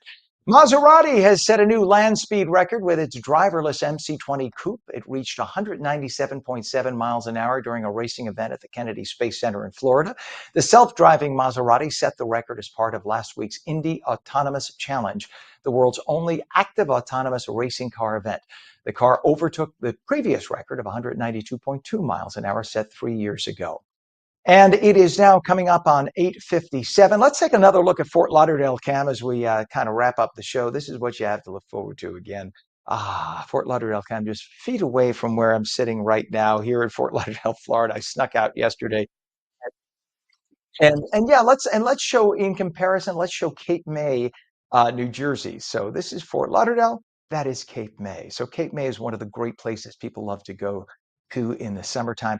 If you have never been to Cape May in the summertime, you do not know what you're missing. If you look at a map of New Jersey, it is at the very southern tip, literally an extension, a peninsula that goes out into the water in South Jersey, and one of the prettiest places in the whole darn state. I beg you to go check it out. That is ONNJ Jersey Mornings for this Thursday, March 6th. I'm Ken Rosato, meteorologist Mike Pavetta again saying light rain, clouds, and breezy for part of the day at least. Highs in the 50s. And remember, we stream at ONNJ.com, Roku, Fire TV, News on, Samsung TV Plus, Apple TV, YouTube, Facebook, X, Rumble, and Twitch. Be sure to tell your friends about us. We'll see you again tomorrow starting at 7 a.m.